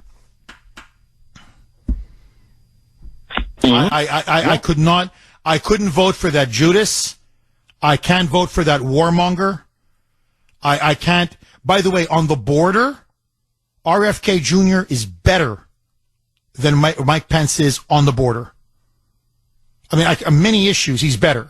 On the deep state, on censorship, on the war in Ukraine. Now, again, I don't look. You give me a hypothetical. I don't like RFK on many issues. But if you're saying, Jeff, it's a choice between Judas Pence or RFK Jr., Pence is bought and paid for. He's as corrupt as they come. RFK Jr., for all my disagreements with him, is a patriot. Yes. And I'm very happy to hear that. Also, I'm very happy you're a real man, a real gentleman. Yeah, I'm very proud to say you have wonderful staff. I know Sandy Colombo and Miss, she know everything. She wonderful. I call her Sandy Colombo. And also Mike is a wonderful guy. But let me tell you something. I really want to put Mike Pence in the front because Mike more popular than DeSantis. He was from president, vice president. Yeah, I really want to put I'll be Mike honest with Pence you, in though. I mean, Mr. Garcia, look, I think it's a fascinating hypothetical. Please don't get me wrong. But to show you how bad Mike Pence is doing, and this is how discredited and how unpopular the Republican establishment has become, he doesn't have enough donors to qualify for the debate. Sandy, you can, you're fact checking everything today, Sandy. Sandy Colombo, if you can check this out for us. I believe the threshold is 22,000, Sandy. I think that's the threshold. There's a certain amount of money you need to raise, a certain percentage in terms of in the opinion polls, but I believe you have to have a certain number of donors. And I think it's 22,000 donors. Don't quote me on that. But he doesn't have enough donors. So he can't even qualify to be on the stage. And the guy was Trump's vice president. So that just, I don't want to get too sidetracked here, but that tells you everything you need to know about Pence and where the grassroots and the base of the Republican Party is. They can't stand him. They can't stand the elites of the party, and they can't stand the donors. And he is a donor class Republican, a Chamber of Commerce Republican all the way. With Mike Pence, just follow the money, baby. 617-266-6868 is the number. It's 40,000? Okay, my bad. Okay, so sorry about that. Sandy just corrected me. 40,000. This guy can't get, in a country of 330 million people. You're the former vice president?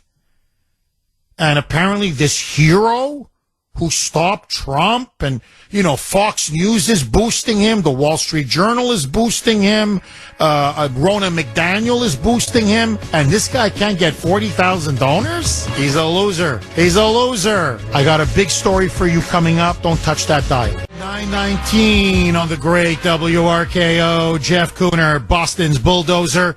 Okay, that you just heard some of the lyrics. It's a beautiful song. Jason Aldean, Not in a Small Town. And it's really a rebuttal of Black Lives Matter and Antifa. And in particular, it's a very powerful song where it contrasts the looting, the plundering, the rioting, the burning, the murdering, the rampaging that we saw in Minneapolis, in Portland, in Seattle, in Kenosha, in downtown Boston, in New York, in Atlanta, all over the country. And his point is in the song, and very eloquent, very powerful, is not in a small town. Not in red state America. Here, you don't just, carjack an old lady. You don't just shoot someone in the head. You don't break into their business and burn it into the ground. You don't stomp on the flag. You don't assault or kill a police officer. And because of this powerful song and its anti-BLM, anti-Antifa, pro-small town, pro-law and order message or theme, they're taking this song down. And in particular, the video, it's filmed at a courthouse, which is, where Hannah Montana was shot, the famous Disney show. My niece used to watch it all the time. And because it's shot at the courthouse, I swear to you, these crazy woke left-wing moonbats are claiming he's arguing for lynchings. I swear. He's saying you gotta lynch people. This is a violent song. It's unbelievable. But this powerful song, which by the way is skyrocketing up the charts, CMT, Country Music Television, will not play the video. Woke corporations are putting maximum pressure on stations not to play this song. And liberals now are calling for this song to be censored and canceled. They're trying to do to Jason Aldean what they were doing to Robert F. Kennedy Jr., what they've been doing to Donald Trump, what frankly they've been doing to you and to me. Silence us, censor us, muzzle us. For what? You don't like the song? Don't listen to it. You don't like the video? Don't watch it. No. They must suppress, cancel, and censor. This is the left. These are the liberals. This is the Democrat Party. 617-266-6868 is the number. So, let me throw this log on the fire.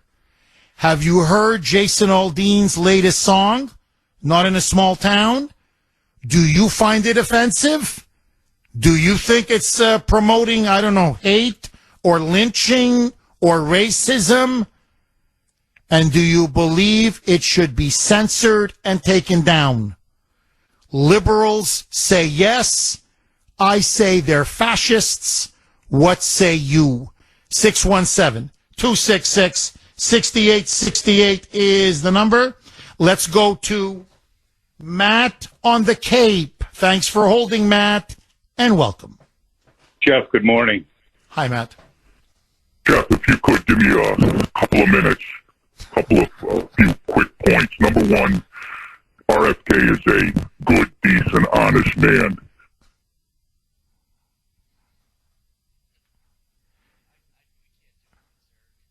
Matt, were you joking, or or is that a glitch? No. They'll never let him win a primary. No, I mean your voice. Like the way you're... Okay, this is not a gag. I thought this was a gag. You think it's his phone. Okay. I thought, like, is he kind of like, like the FBI or the CIA, and he's got to change his voice so he won't be recognized? I thought that was the whole shtick. No, he's really got a problem with his phone. Do we have him back? Matt, this is bizarre. I'm telling you, if you listen to the podcast, you sound like, I can't censor him. You sound like a robot almost, Yeah, from Buzz Lightyear. And I'm thinking, like, are you making fun as the FBI, or you're trying to hide your voice from the FBI or the CIA? All right, do we have Matt back?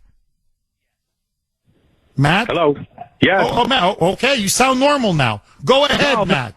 Censored. I'm being censored. Listen, Jeff, if you could, please indulge me for a couple of minutes. Number one, RFK, good, honest, decent man. My hat off to that guy. I'll tell you, that's a Democrat, and I can deal with a guy like that.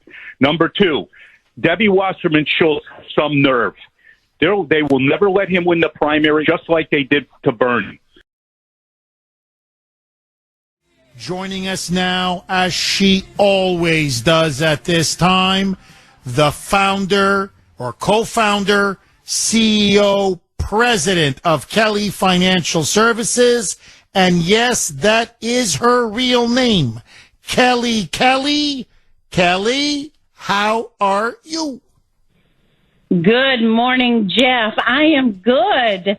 Here's a question we hear in the office. Should wealthy clients delay taking Social Security? It's a good question, and the choice is not always clear. Many believe the best strategy is to wait until 70 in order to claim the largest benefit. But remember, benefits do not increase after age 70. Others may consider the impact on a spouse or perhaps health and family medical history. One thing is certain, there's potentially a lot of money at stake. I devote an entire chapter on Social Security in my book, Retire Your Fear, Plan Your Future. For your free copy or to set up a no-obligation consultation, call us or go to kellyfinancial.org.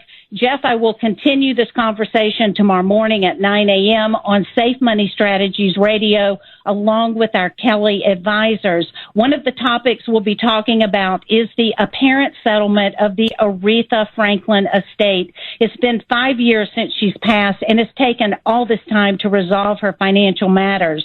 There's a lesson for all of us in this story, so do tune in. Jeff, have a wonderful weekend. My best to Grace and the kiddos. Try to stay cool, Kelly. It's going to be a warm weekend. All the best to you and everyone at Kelly Financial. I urge all of you, get their free investor guide. It's called 6 Secrets to a Happy Retirement. Set up a free consultation now. Call 888-800-1881 or go to kellyfinancial.org. kellyfinancial.org. 617-266-6868 is the number. Danny in Kingston. Thanks for holding, Danny, and welcome. Jeff, how are you this morning? I'm good. How are you, Danny? Doing well. So, I'm a professional musician, drummer, and I happen to know Rich Redmond, who's the drummer for the G. Style Dean Band. He's originally from Massachusetts, so know the band very well. Followed them, obviously since the beginning of they played their first show out at the Eastern States Expedition, the Big E, out in Springfield, Massachusetts, in front of 200 people. 3 years later, they were selling out stadiums with 80,000 people. So that tells you how good. That tells you how good these guys are, right? To start with, Jason is a true patriot. He cares about this country. He cares about everything that's happening right now. The complete deterioration of the United States of America. He's a Texas guy, so he stands up for what he believes in. And that song, like he said in his rebuttal, maybe you could read that. What he I don't have it in front of me, but basically said, yeah, you're full of crap. Basically, the video shows none of that. As a matter of fact, it shows news clips of the actual news that actually happened to this country in the like you said, the thievery, the destruction, the burning down of the cities. And he's saying, like you said, very, very well put, that the small town of America doesn't put up with that. They don't do that, and they're not going to stand for it. So we need to do the same thing in our rural cities here in Massachusetts and stand up for what we believe in and get up against this woke, crazy culture in the inner city of Boston, Metro Boston, the Somervilles, People's Republic of Cambridge. All these people who are just they're crazy is really what they are. And we need to stand up for what we believe in, which is the United States of America, our Constitution, Bill of Rights, all the things that our forefathers founded everything on. But first and foremost, we need to turn back to the Lord. Turn back to God. He's the only, that's what our country was founded in, and we need to have a revival in this country. And the churches in this country need to also stand up to what is right, for what this country was founded in. And that's where we need to really fight back. Oh, I couldn't have said it better. This is what I find fascinating. And Danny, I don't know if you agree or disagree with me on this. The same people now that are canceling, Try That in a Small Town, Jason Aldean's, smash hit. And now they want to take it down CMT. They don't want to play it on radio stations. But rap music, no problem. Hip hop, no problem. Gangster music, no problem. And they're glorifying, murder, violence, drug use, killing cops, killing police, glorifying rioting, looting, crime. That's okay. Danny, that's no problem. Nobody censors any of that. But you say, no, if you're going to go on a rampage, you better not do it in small town America, because we don't put up with that. We don't put up with domestic terrorism. That's not what we do here. And suddenly, this guy now is the second coming of Donald Trump and RFK. Remember, Jeff, Jason Aldean is a huge Trump supporter. Anybody that supports Trump right now in this country is going to be ostracized, shut down, basically labeled as a white supremacist. They support lynching. It makes no sense. It's absolutely crazy what's going on right now.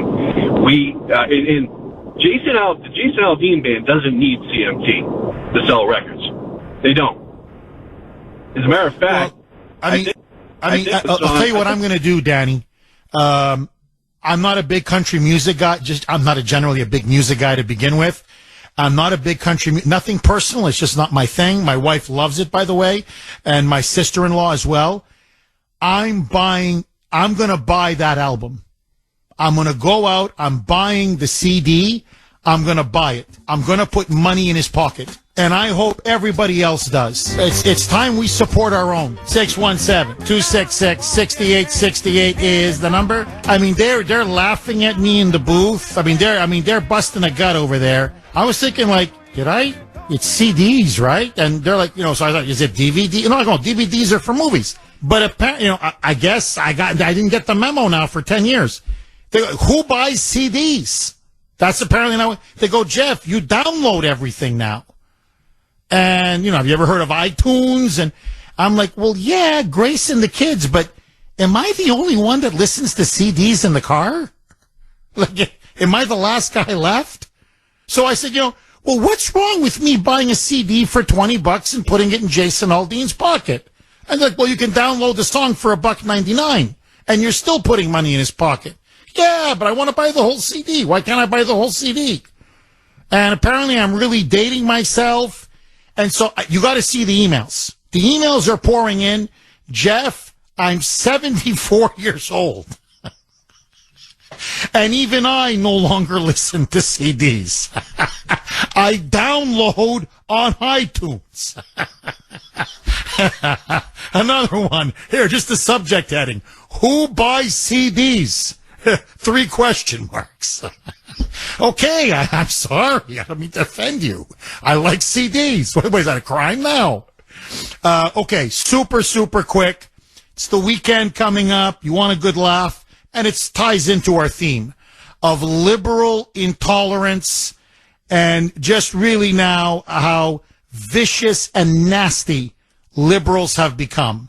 So this is a professor, I swear to you, a professor at Louisiana State University, at LSU.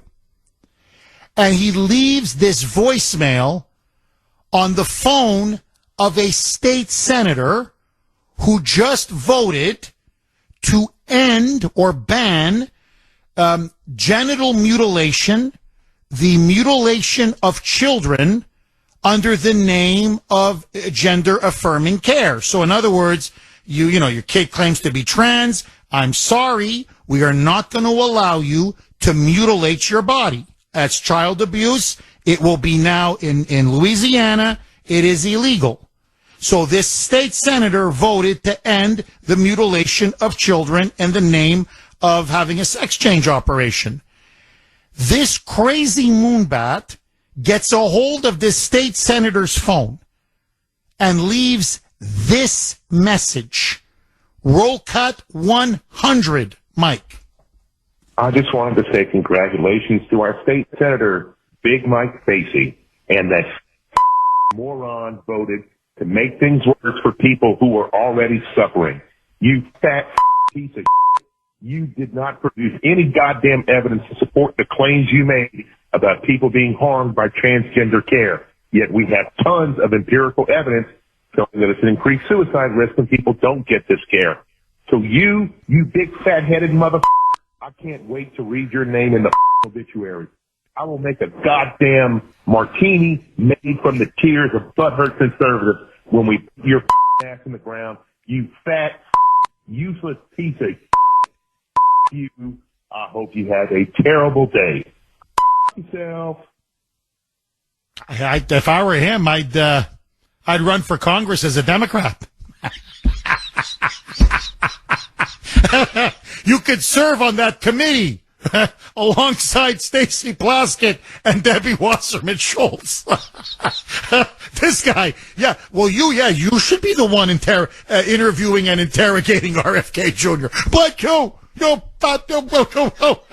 mother effer,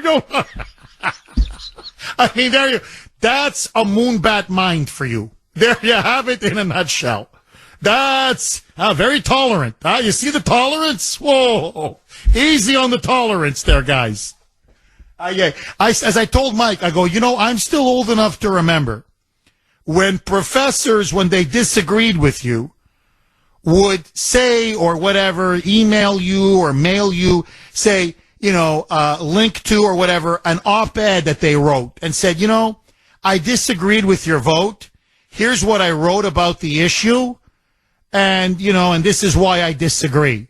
And, and read it and see if I change your mind. No, those were the good old days. Now it's, I want you in the ground. I'm going to have a martini when I read about your obituary. I'm a tolerant liberal. I can't wait to read your name in the obituary.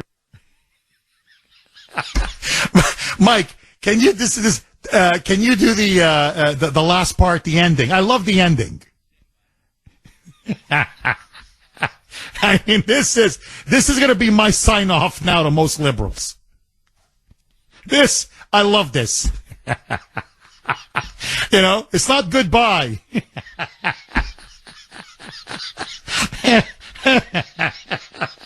All right, roll it, Mike. Yourself. Go F yourself. I'm serious. From now on, when the libs call, it's no longer, bye, whatever. Thanks for the call. Now it's going to be, go F yourself. And that's going to be our cue, Mike. Mike, when the Moonbats call, I go F yourself. That's when we dump the call. Anthony in Plainville. Thanks for holding, Anthony, and welcome. Hey, Jeff. I'm glad to be following up the call like Danny, and what you just played there, I don't know. Really don't really have much to say about that, but with the whole Jason Aldean thing, I find myself really, I like country music, and it's really, a lot of it is patriotic, and with Jason Aldean, that song, just let you know, it's a single. It's not on an album yet. You can download it individually on iTunes, but it's really great to see that the downloads on iTunes have skyrocketed. The likes on so there's no CD. I can't buy a CD with the song in it. Correct. That album hasn't come out yet. That's a single. Okay. And it came out. It came out in May. No, it's the way you said it to me. That's a single, Jeff. Yeah. Like I'm challenged. Like, let's go very slow, very basic with the Kuhner man. And then there's something called play, Jeff. And you press play. That's what you do, Jeff. Hey, Anthony. So, what do you make of this song? I mean, the libs they're denouncing it. It's hate speech. They gotta ban it, censor it. CMT says take it down. Is this their Bud Light moment, Anthony? Because it seems to me from everything I'm reading, that baby's skyrocketing up the charts. You're 100% right. It is skyrocketing up the charts, and I do think it could be a Bud Light moment but the song, Jeff, has been out since May 19th. That's when he released it on the radio. I think the video has added another element to it. The visuals from the video, I think, is what is really setting people off, because the song has been out for about 2 months, and it's been on the radio. And that's when I heard it. But the video, I think, it's triggered some people. And it's a patriotic video. I really recommend everyone to watch it. It's like Danny said, it's clips, it's real news clips of what happened, which I think the left or people that don't want to bring that up again, they're trying to suppress some of those images and video that he uses in the video. So I think the video, along with the song, or the release of the music video, has really triggered it, because the song's been out for a couple of months. So Interesting. Anthony, great way to end the show. All right, so I'll tell you what I will do. I will download the single. Is that right? Is that how you do it, Mike? Yes. Have a great weekend. Bye-bye.